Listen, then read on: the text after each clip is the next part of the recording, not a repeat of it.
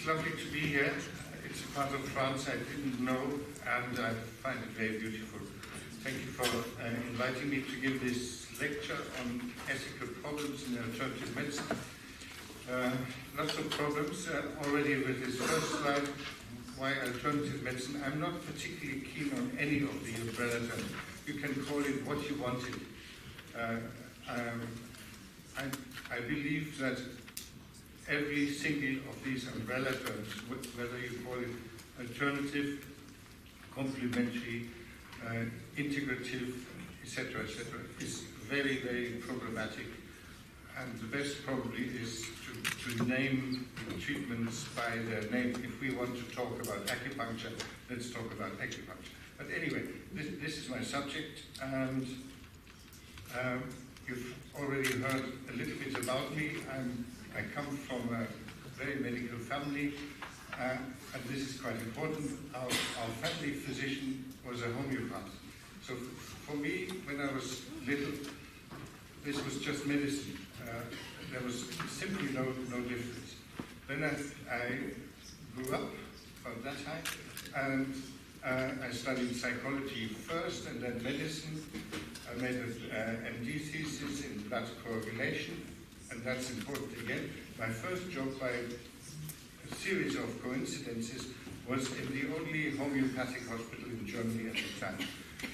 And there, after having been a patient of homeopathy, I became a clinician of homeopathy. And I was quite impressed, but probably lots of medical people here as well. If you remember your first patients, you were impressed as well, whatever speciality you were in. So first patients do impress young medics, and I was not an exception. I learned a lot of other techniques as well, and then I became a conventional clinician. Then I had a complete break, and I became a scientist, did a PhD.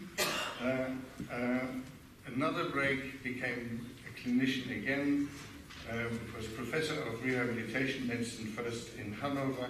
Then I became an Austrian and became head of rehabilitation medicine in Vienna. Yet another break.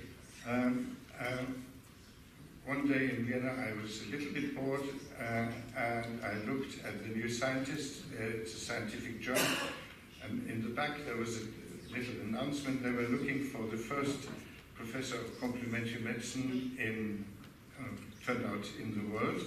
At that stage, complementary alternative medicine had been a hobby horse, and I was fascinated by it, but I never considered making it my full-time profession. So I applied for this job. I got the job. I was a professor of complementary medicine at Exeter for about 20 years, and I'm now emeritus professor. I spent my time giving lectures like this, writing books, and doing a very, very entertaining, sometimes quite heated blog, which I recommend you look up. So that's me. Some background about alternative medicine. We've already heard that large proportions of the general population use some form of complementary medicine. In fact, this is 25% in Britain and 75% in Germany. So the variation is huge. And if you look at patients' populations, this percentage approaches 100%. Almost every cancer patient, for instance, is tempted or does use some form of complementary medicine. It's complementary but not complementary because it's not free. We spend billions on this, and in spite of lots of research during the last 30 years or so, fundamental questions remain unanswered. And for me, the two most fundamental questions have always been efficacy and safety. And there are powerful lobby groups trying to sell us this stuff. And the other important thing that was not on the slide, when we talk about alternative or complementary medicine, it is so problematic because there are so many different treatments which have absolutely nothing to do with each other. Homeopathy has nothing to do with acupuncture and so forth. And somebody counted 400 different forms of treatments. These are just the treatments. And then you have diagnostic techniques used by practitioners of alternative medicine. So it gets hugely complex. And for my lecture on ethics, I could talk very dryly and from the ivory tower of the university about ethics, which is extremely boring, but I want to relate it to at least 3 different treatments. And you see here symbolized spinal manipulation, acupuncture, and homeopathy. These are 3 treatments which we have looked at in much detail, and I relate the ethical issues to these treatments where I can. Just to re-emphasize what I said, the prevalence in general populations where we know and where we have good data, and you'll see France somewhere in the middle, exactly 50%. Germany, as I said, closer to 75% today, and the UK, very modest, 25%. So huge variation, and it's quite interesting, not the subject of my talk, but quite interesting why these huge differences exist. Right, now I come to the subject of my talk. Ethical problems. You invited me to talk about ethical problems, and that is a very nice coincidence because I just published a book about ethical problems. Because I'm not an ethicist, I recruited Kevin Smith, who is an ethicist at Dundee University in Scotland, and together we wrote this book. Lots of discussions, how should we call it? Eventually we called it More Harm Than Good, the moral maze of complementary and alternative medicine. And in this book we have 6 different chapters. We talk about the competence, the professional competence of those who carry out alternative treatments. We talk about research, education, informed consent, truth, and exploitation. And these are just some of we could have extended the subject areas, but we were happy to cover these 6. And for my talk, I will pick out just 3 of them because I don't have forever to talk to you, and I will pick out 3 which hopefully fit the theme of the session today: research, informed consent, and truth. Research is the first one, and like with all these subjects, you have a whole list of different issues. So ethical problems in research can relate to poor methodology. It is quite easy to argue from an ethical standpoint that poor methodology is unethical, because you're wasting time, you're wasting the patient's cooperation, you're wasting, you're possibly misleading the public, etc. So that's a problem. Fraud, of course, is a problem. I forgot to say that the ethical problems in alternative medicine are the same problems as in any other medicine, but the emphasis is perhaps a little different. So fraud can be a problem, and we know that, and I've seen plenty of cases of fraud in alternative medicine, I can tell you. The failure to declare conflicts of interest, I'm coming back to that a little later, which is also a problem for research, of course. Suppression of negative results. We can see this when we do systematic reviews of all trials.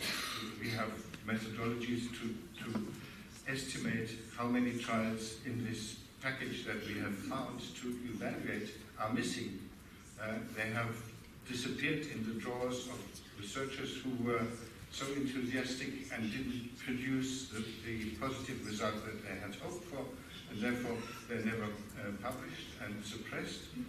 And perhaps most suitable for this session today, unsuitable study designs. And this is the subject that I chose, and I'm going to show you an example, because otherwise any talk on ethics is pretty boring. This is a trial, actually a very good trial, or apparently very good trial. It was a randomized clinical trial, RCT, large sample, over 1,400 patients. They were suffering from asthma, and they were treated with acupuncture plus usual care for asthma, or usual care alone. And here's the question mark. What do you think the result was? The result was that acupuncture plus usual care is better than usual care alone. And the conclusion, this is a quote, acupuncture increased quality of life of asthma patients. Why on earth do I think this is unethical? It follows what I call the A plus B versus B design. Acupuncture plus B usual care against usual care alone. This study design is very, very popular at present. And I will show you that this study design cannot possibly generate negative results. It's not a suitable method for testing the effectiveness or efficacy of a therapy. Why? Because A plus B is always more than B. It's very, very simple. If you have an amount of money, B, and you add an amount of gold coins to that first amount, A plus B will be worth more than B. The same logic applies to any treatment, unless the treatment is so detrimental that it actually is a negative amount, a debt that you add to this amount of money. That seems very logical, and I hope you're at least as skeptical as I am, so you ought to ask me, but is it really, really true? Can you prove it? Well, first of all, let me come back to this trial. You have seen this trial already. That was the result. And my conclusion, or my hypothesis, is that this conclusion is false. And the many, many conclusions of similar trials are equally false. They're false, and they're unethical because they're false, because we know before we started the trial that this would generate a positive result. So here comes your skepticism. You now must ask me, am I dreaming, or am I fantasizing, or do I actually talk the truth? We looked at this in relation to acupuncture. That's 13 years ago. We found altogether 13 trials following this A plus B versus B result, or here it's called A plus B versus A result. Doesn't matter. We found 13 randomized clinical trials, and all 13 showed positive effects. That perhaps doesn't prove that my theory is right, but together with the plausibility of my explanation, I think it is now established that this now extremely popular way of testing alternative treatments is in fact wrong, because we don't need to do the trial. We know we have a study design that by definition can only produce a positive result. Science, I need to remind you, is for testing, not for proving something. And this trial design cannot test anything at all because it's always positive.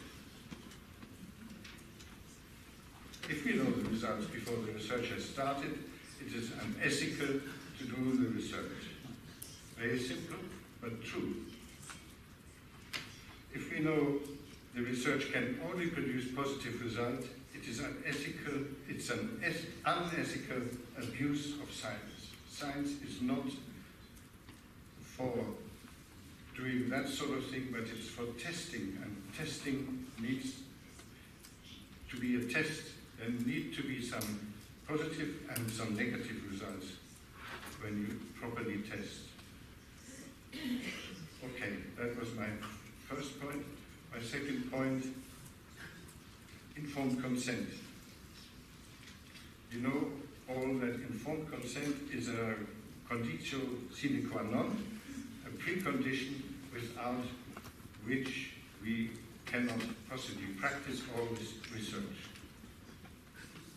Informed consent means to a patient we need to explain the diagnosis, its nature, its natural history, what happens if I don't treat you, you have asthma or you have back pain, what happens if I treat you, what happens if I don't treat you, that sort of thing. I need to explain to my patient what the most effective treatments are for his or her condition, and I need to propose a treatment, say acupuncture, and I need to explain its nature, if possible, its mode of action, certainly its effectiveness, and most certainly its risks, and possibly, if the patient pays himself or herself, the costs. So that is informed consent, and it should be happening in any good medicine. But does it happen in alternative medicine? This is Samuel Hahnemann, who 200 years ago invented homeopathy. When my wife is angry with me, she says I look like him. So homeopathy is based on two principles: like cures like, and less is more. That's how I formulated. Hahnemann said this firstly in Latin and much more complicated. But like cures like means if I cut an onion, my eyes start watering. Therefore, I, as a homeopath, would treat watery eyes like hay fever with onion. And I don't use the onion pure, but I dilute. Homeopaths call this potentiation, and they think that by potentiating the onion, it gets not weaker, but stronger, and therefore less is more. So, homeopathy, there have been about 500 trials and about 50 systematic reviews, and many official bodies have looked at it. 3 days ago, the French Academy of Medicine and Pharmacology published a statement which concurs with the 2014 statement from the National Health and Medical Research Council of Australia. And this is a quote: "The evidence from research in humans does not show that homeopathy is effective for treating the range of health conditions considered." In other words, it's a placebo. So, if we agree with that, and I tend to agree with it, even though I once was a homeopath and quite fond of homeopathy, then we need to consider what it means for informed consent. Imagine I'm a homeopath and I'm giving you a homeopathic remedy for your asthma or whatever. I would say, I give you this remedy, it will help you. The more convincing I am, the more it will help the patient. Please take it regularly until you feel better. Trust me, I'm a doctor.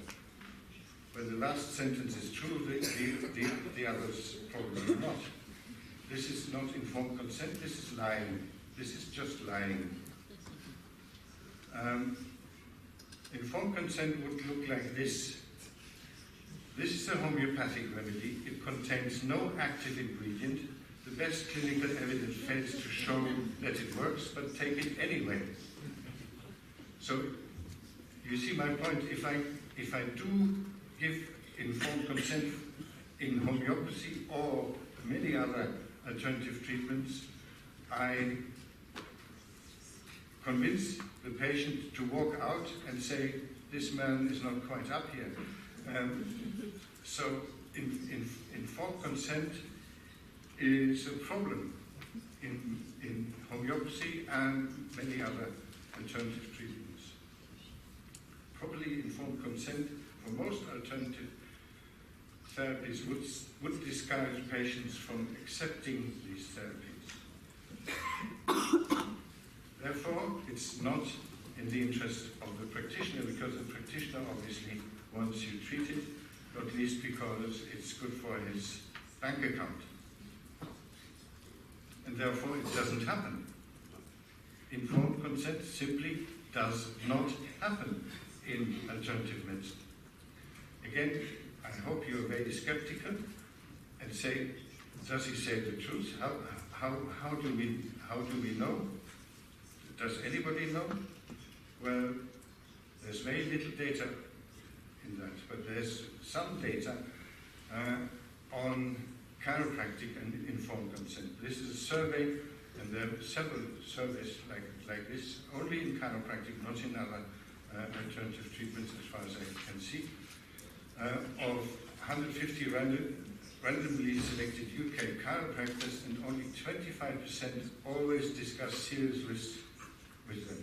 We come back to serious risks, and you will see that this is in fact would be important.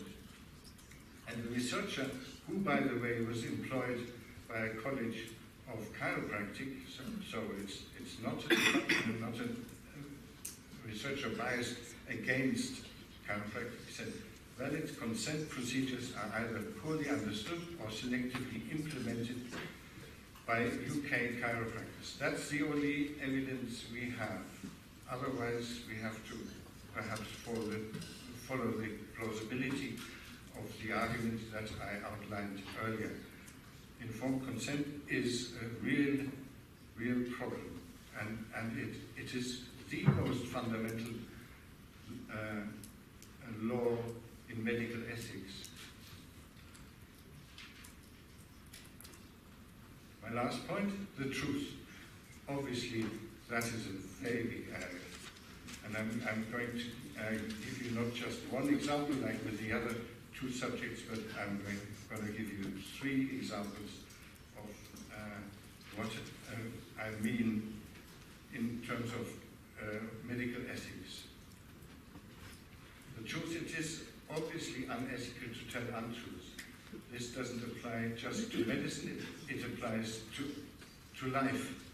It applies to your private life, it applies to your professional life, and it certainly applies to our relationships with patients.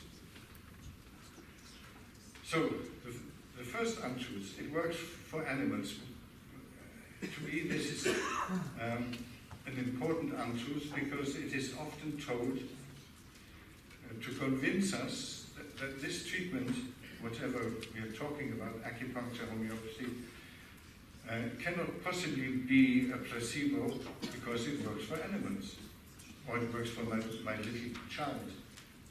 Same sort of argument. The argument implies that animals do not respond, do not show placebo effects. Well, that's wrong, because Pavlov demonstrated a huge chunk of what constitutes the placebo effect in his dogs, if you remember Pavlov. So the second question is, does it actually not work in animals, or does it work in animals? And here we have the 3 therapies that I linked my talk to. Acupuncture, no compelling evidence that acupuncture works in animals. These are the most authoritative systematic reviews that exist in these three areas. Chiropractic, further research is needed, which is putting it very mildly because there is not a single study. And homeopathy, very limited evidence. And I have to say, particularly this last bit of research was done by homeopaths, it wasn't done by us. So it doesn't work for animals, and very often the evidence is far from clear, and usually it follows exactly the evidence that we see for human patients. So the argument, it works for animals and therefore it can't be placebo, is nonsense. It saves a lot of money. That is another untruth that we hear. Prince Charles commissioned in the UK a big study which was aimed at showing that implementing lots of complementary medicine into the National Health Service in England would save a lot of money. There's quite a bit of research. I'm showing you, again, systematic reviews, because I think systematic reviews are the Rolls-Royce, so to speak, of evidence. Systematic reviews are projects where you take the totality of the available evidence and evaluate it critically. So here we have two systematic reviews of cost effectiveness of alternative medicine, and they both fail to show that it's actually a cost saving. It's additional costs, or the studies are flawed. In any case, the claim that acupuncture, homeopathy, chiropractic, osteopathy, whatever, saves a lot of money is false. It's not true. Of course, homeopathy is cheaper than chemotherapy. That is quite clear, but it doesn't mean that it saves money.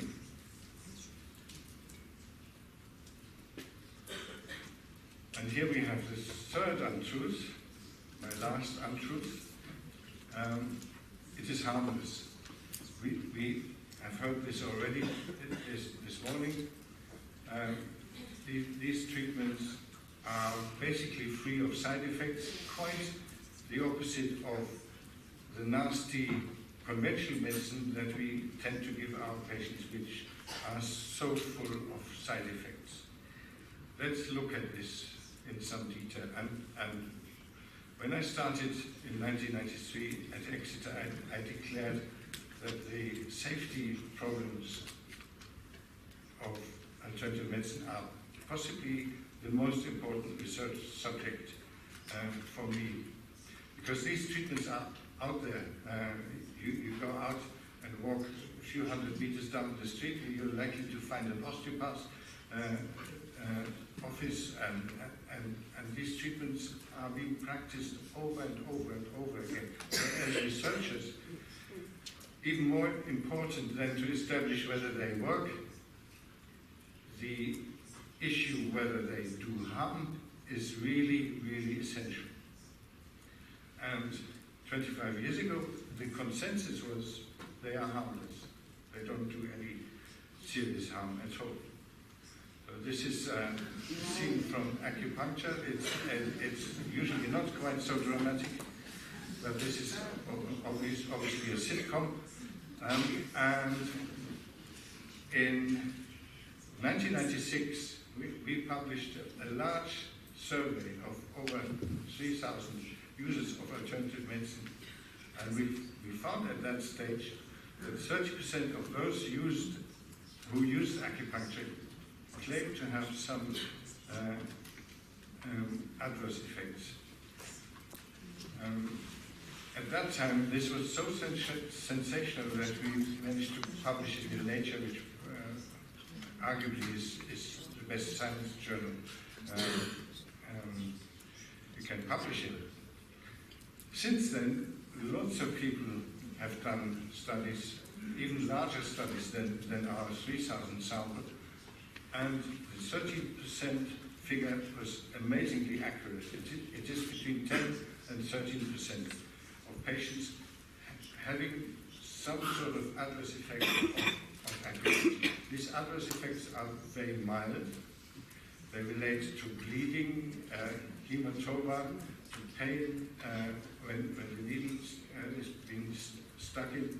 So acupuncturists say we can forget about them. And look, let's be generous and let's forget about them. So they're mild, but they're still present, and it's important to know about them.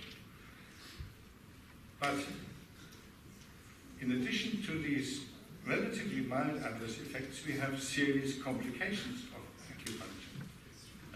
And the most common complication is a pneumothorax, which is basically sticking needles into the lung. If you acupuncture on the upper thorax, the lungs are in a slim person, not in me, but in a slim person, but that's far away. So with the length of an acupuncture needle, you can go into the lung, and then you have a pneumothorax, which is deflating the lung.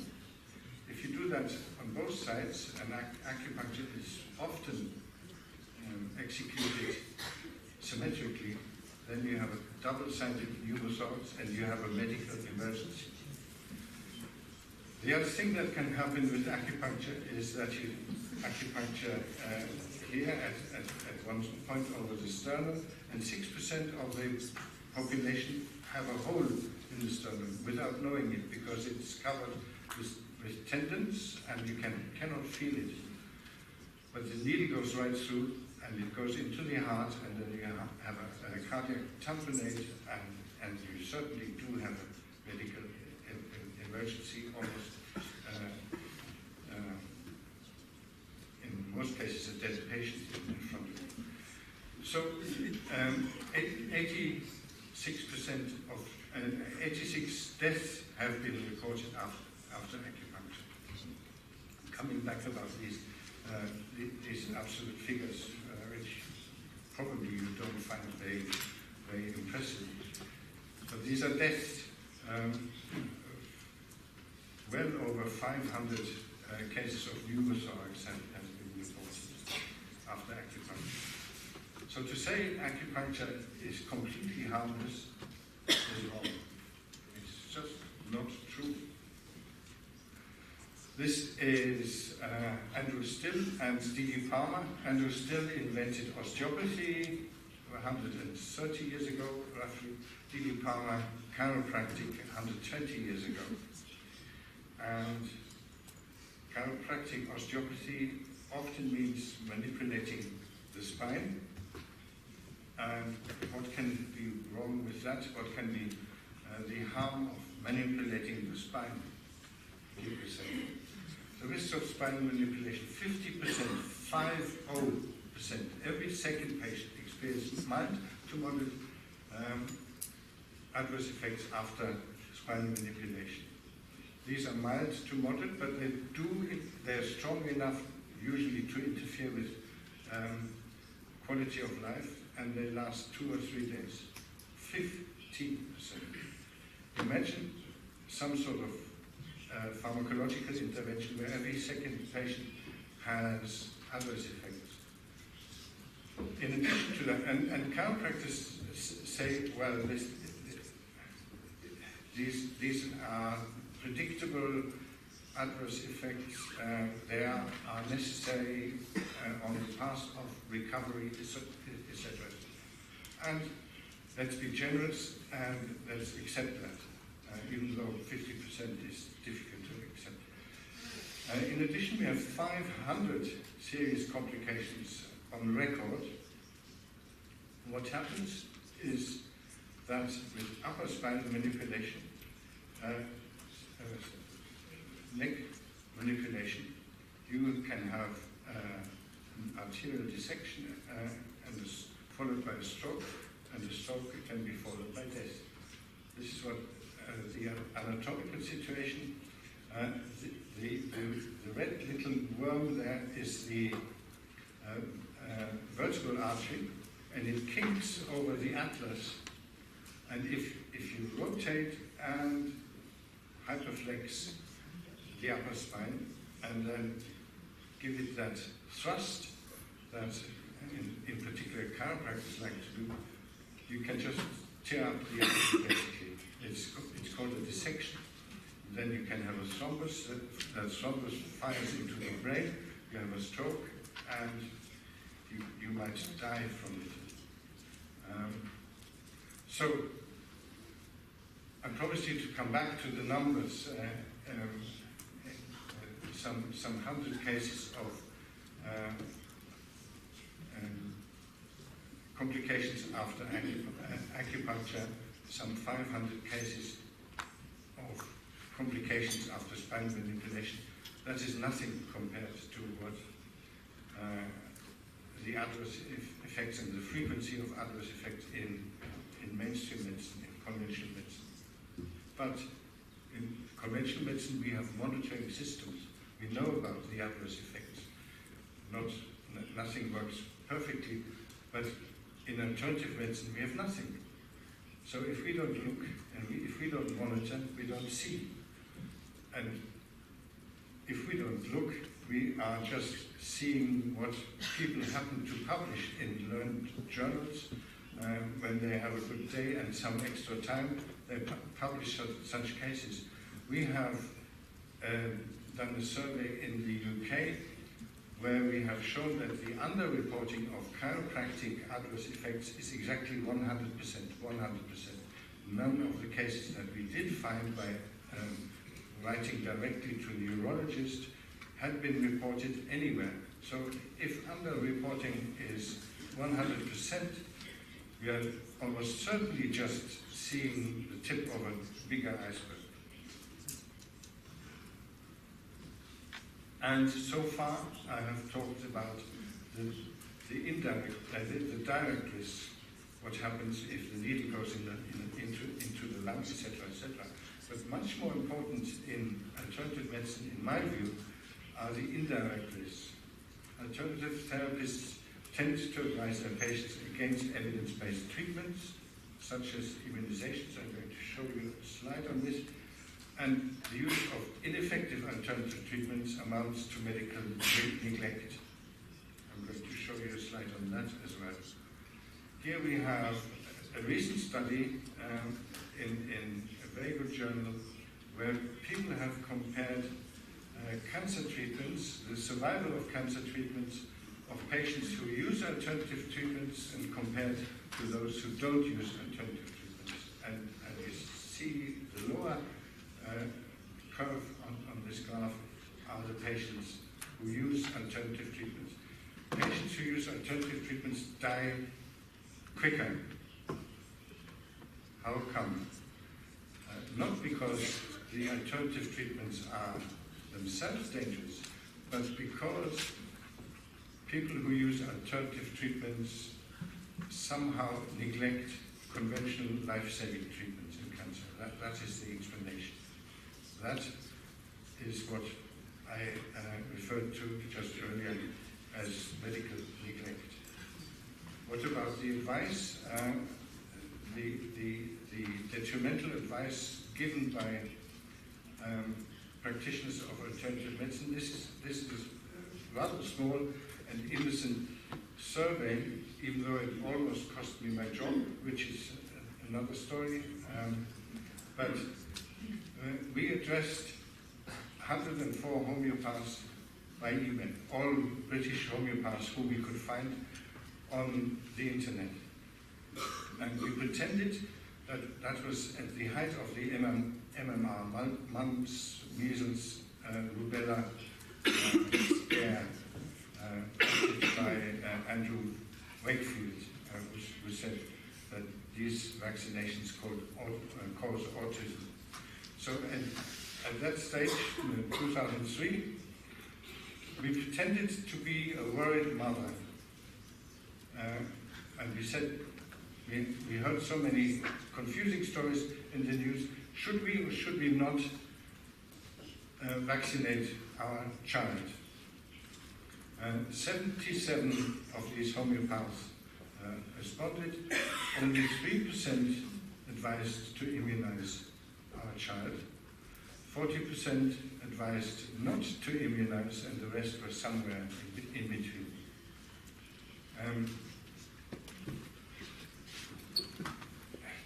This sort of result has been confirmed over and over and over again in different countries, in Germany, not sure about France, but certainly North America. And it just shows that the homeopathic remedy may be harmless, but the homeopath isn't.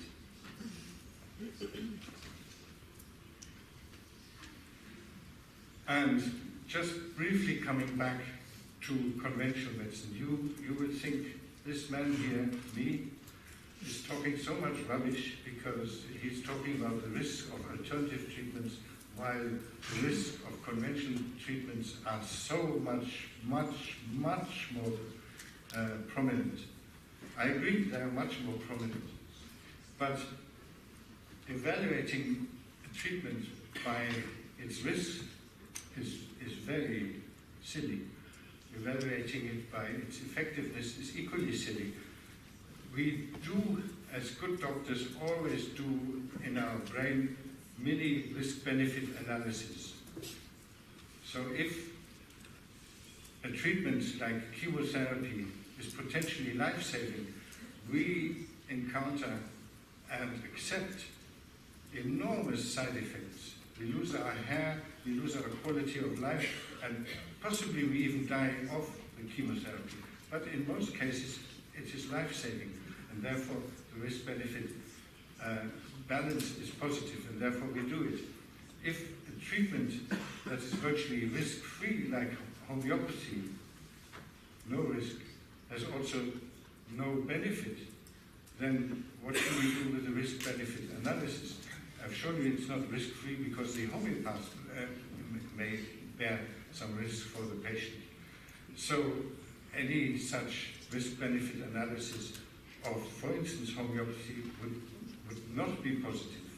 And therefore even the risk of chemotherapy, as one example of a very risky conventional treatment, is more positive than that of homeopathy, I would say.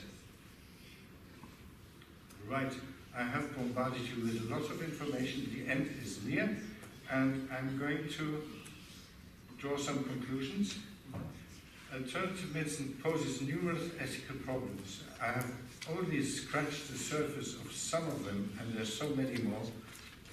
And if you're really interested, you might go to the library and read our book on it, which I think is the first that looks at it from a pragmatic standpoint. These problems are usually ignored. I'm sure that many of the ideas that I tried to convey to you are entirely new to you, at least in an ethical context. And the reason why they are ignored are pretty obvious, because adhering to accepted standards of medical ethics would render the practice of most alternative medicines impossible. There's much more on my blog on this, and there's also a book in French, actually, that Simon Singh and I published, where you can read up more, and it should be in your library. You don't even need to buy it. I thank you for your attention and look forward to a good discussion.